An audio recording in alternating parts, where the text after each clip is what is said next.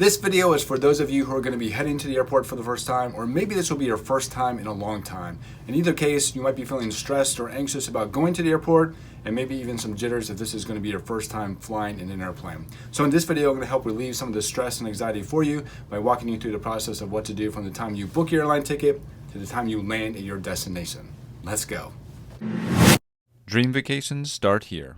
Hey, what's up? My name is Ben. If you're new here, I create videos that help you when planning for your next vacation. So if you find this video helpful, give it a like and consider subscribing. So let's get into it. I'm actually going to break this video into 4 parts. The first part is what to do before you head to the airport.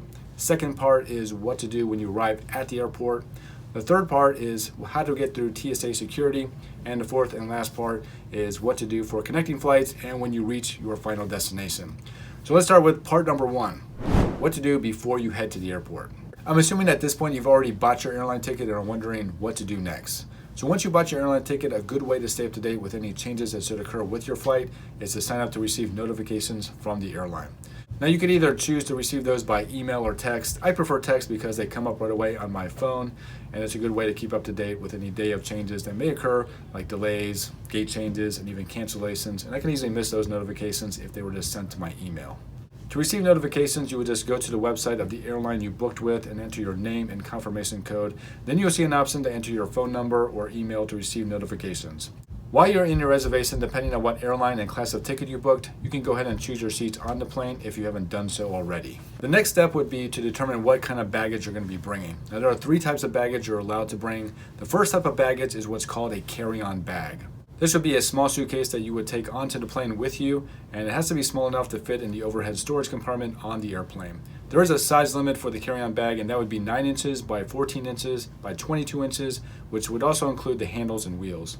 If you don't have a carry-on bag, I'll link to some options in the video description below that fit the carry-on bag dimensions, so check those out if you're interested. The next bag is what's called a personal item bag. This could be a purse or backpack.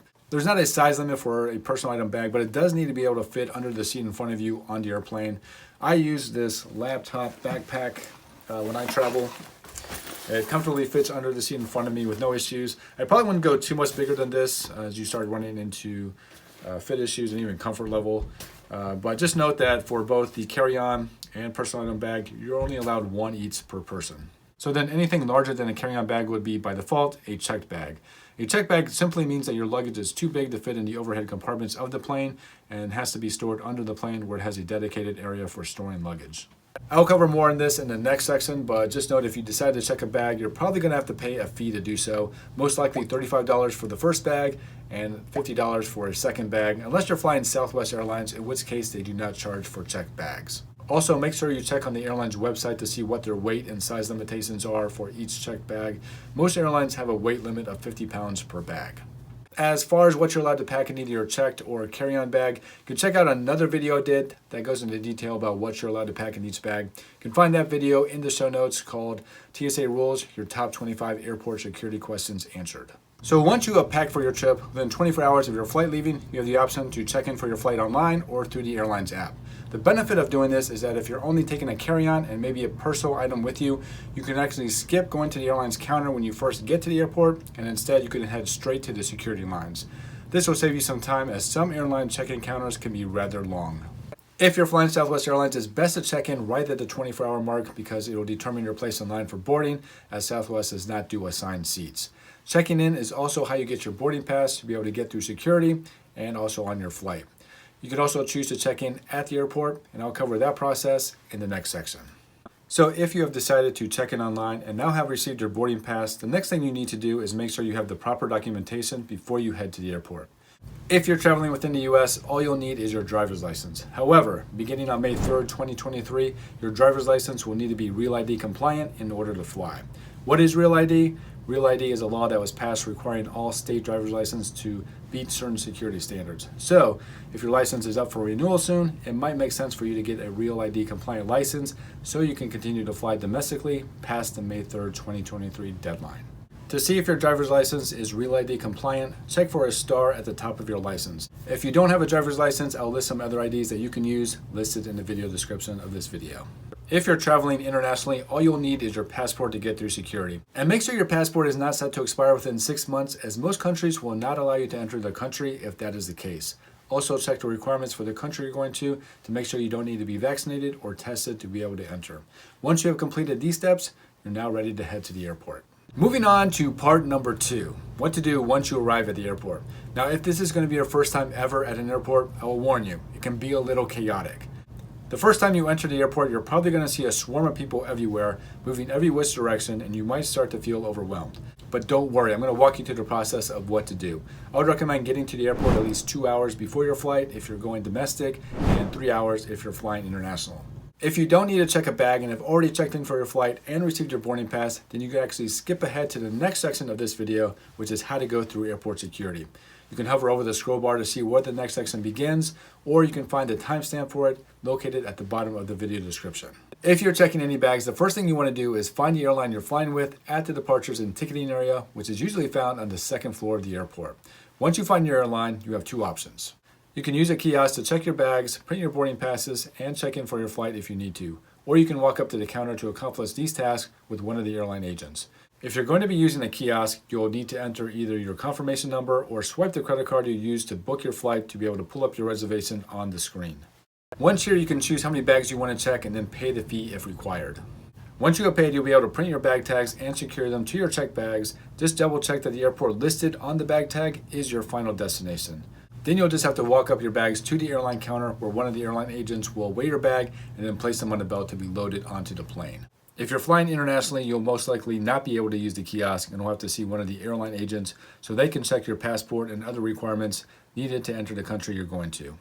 Once that is completed, check your boarding pass to see which terminal you need to go to. Usually this is a letter or number followed by the gate number. So for this example, the terminal would be A and the gate is 2. Depending on the airport, there could be multiple different terminals or just 1 or 2. Most likely the terminal you need to go to is close by the airline check-in area that you were just at, so just look for the signs directing you to the correct terminal. You will notice there are signs everywhere in the airport, so you should be able to navigate through the airport without getting lost. So here we are at part 3, how to go through security. Once you find the terminal, this is a time where you'll now have to go through TSA security screening. Here you may see 2 or 3 different types of lines. One for general screening, one for first class and frequent flyer programs with the airline, and one for TSA PreCheck, which is a program you can join that allows you to get through security a lot quicker. Check out the show notes if you want more information on that, but for you, you'll most likely need to enter the general screening lines, which will likely be the longest lines. Once in line, you'll want to make sure you have your boarding pass and either your driver's license or passport in hand when you reach the TSA agent. If your boarding pass is on your phone, there will be a place for you to lay down your phone to be scanned. The TSA agent will look over your ID and then will allow you to enter the screening area. Here's where things could get confusing, but I'm going to walk you through this process step by step. First step is you're not going to need your ID again, so you can actually tuck that away somewhere. And as far as your boarding pass, you will need that again, but not until it's time to board the plane. So what I usually do is store them in my carry-on or personal item bag. The next step is you're going to want to grab 1 or 2 bins to put your things in. Here are the things that need to go in the bins. Your shoes, and it helps to have slip-on shoes so you can get them on and off easily. Your quart-sized bag of liquids and gels, belts, coats and jackets, watches, and any electronic devices larger than a cell phone. So if you have a laptop or a tablet, those will need to be taken out of their cases and placed in the bins. For everything else like wallets, purses, cell phone, jewelry, coin chains, keep those items in your carry-on or personal item bag. Then you'll need to place your bags and the bins on the belt to be x-rayed. If you feel uncomfortable about leaving your wallet or ID in your bag, you can actually hold those in your hand as you get screened. And once you have everything loaded in the bins and place your bags on the belt, you'll now have to be body scanned. There's a full body scanner that is used to screen you, but if you feel uncomfortable with that, you can opt out of it, but then you would be subject to a full hand pat down by a TSA agent. Once you have completed the body scan, you're now free to go and retrieve your bags and items out of the bins, and then after that, you'll be free to head to the gate. Once you find your gate, you can now relax until it's time to start the boarding process, which usually begins 30 minutes before departure. There will be plenty of shops and food options that you can check out, and anything you buy in the secured area, including food and drinks, can be brought onto the plane. I'll just be careful about certain foods as they can smell up a plane quickly. Once in the waiting area of your gate, be sure to listen for announcements about your flight, including any possible delays or gate changes, and for the start of the boarding process. When the boarding process starts, be sure to have your boarding pass ready and be sure to look at the boarding pass to see what your boarding group and assigned seat number are, and then listen for the gate agent to call your group boarding number. Once your group is called, walk up to the gate agent and present your boarding pass, and once it's been scanned, you are free to board the plane. Once on the plane, find your seat number unless you're flying Southwest Airlines, in which case you can choose whichever seat you want. You can then place your carry-on bag in one of the overhead bins, and once everyone is loaded, the plane will push back from the gate. From here, the flight attendants will go over the safety briefing for the flight and prepare the flight for takeoff. One tip I have for you is that you're going to experience pressure changes while on the flight, especially when the airplane is descending. Yawning helps, as well as chewing some gum. You can also bring an empty water bottle that you can fill up once past security that'll help keep your ears from plugging up. That brings us to the last part, what to do for connecting flights and when arriving at your final destination. If you end up having a connecting flight before heading to your final destination, the good news is you won't have to go through another security screening. All you need to do is check your notifications to verify what gate you need to go to next, as gates do frequently change. You can also check the departures board, which are located throughout the airport, to verify the next gate assignment for your next flight. Depending on how close you booked your connecting flight, you'll probably have time to grab something to eat or drink and walk around a bit. Just make sure you're back at the gate 30 minutes before departure to start the boarding process. Then once the plane has arrived at your destination and you've gotten off the plane, your next step is to retrieve your bags. Just look for the signs that say baggage claim and head that way.